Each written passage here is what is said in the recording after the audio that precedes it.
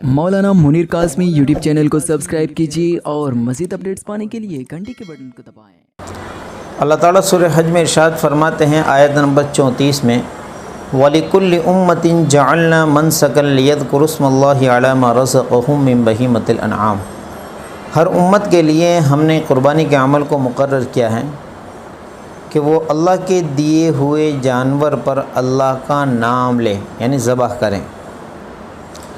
इस आयत करीमा में अल्लाह रब्बुल इज़्ज़त ने कुर्बानी की इबादत को हर उम्मत की इबादत करार दिया कि ये अमल हर कौम में रहा है और पिछली भी तमाम उम्मतों में अल्लाह ताला ने इस अमल को रखा है। सैयदना आदम अलैहिस्सलातु वस्सलाम के बेटों की कुर्बानी का तज़किरा सूरह माइदा में मिलता है कि उस वक्त से लेके हर पैगंबर की शरीयत में अल्लाह ताला ने कुर्बानी का अमल रखा है।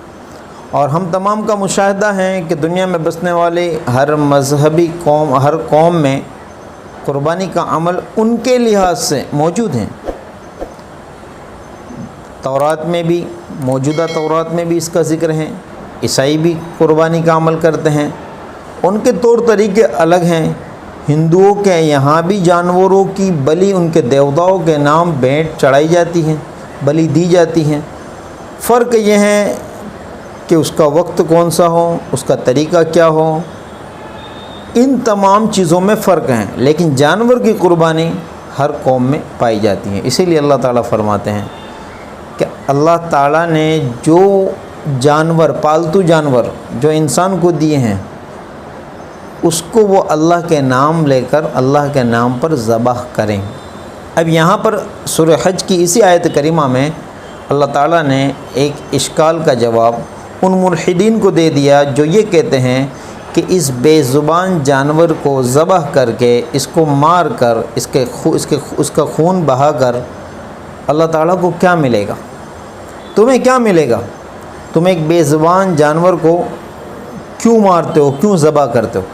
इस आयत करीमा में अल्लाह ताला ने ये बात इरशाद फरमाई है, अलामा रज़क़हुम मिन बहीमतिल अनआम, कि तुम्हें उन जानवरों की कुर्बानी करनी है जो पालतू जानवरों में से जो अल्लाह ने तुमको दिए हैं, पालतू चौपाइयों में से जो अल्लाह ने तुमको दिए हैं।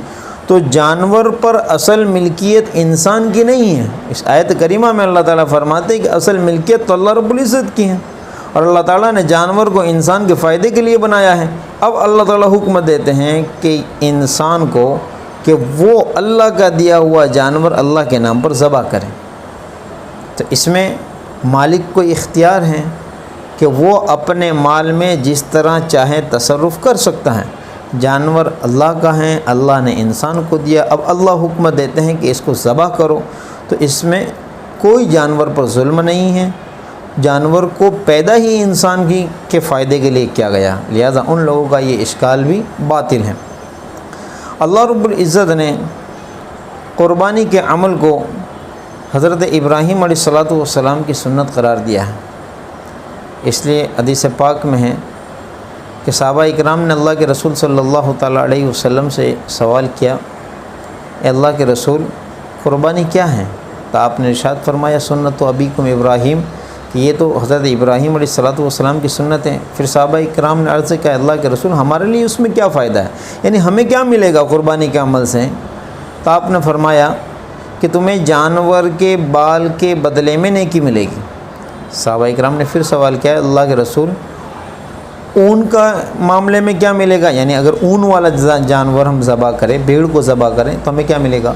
तो आपने फरमाया कि हर ऊन के बाल के बक़दर भी तुम्हें नेकियां मिलेगी। इसी तरह अहादीस मुबारका में कसरत के साथ क़ुरबानी के फ़ज़ाइल मौजूद हैं कि अल्लाह ताला के नज़दीक क़ुरबानी के दिन क़ुरबानी के अमल से बेहतर कोई इबादत और कोई अमल नहीं।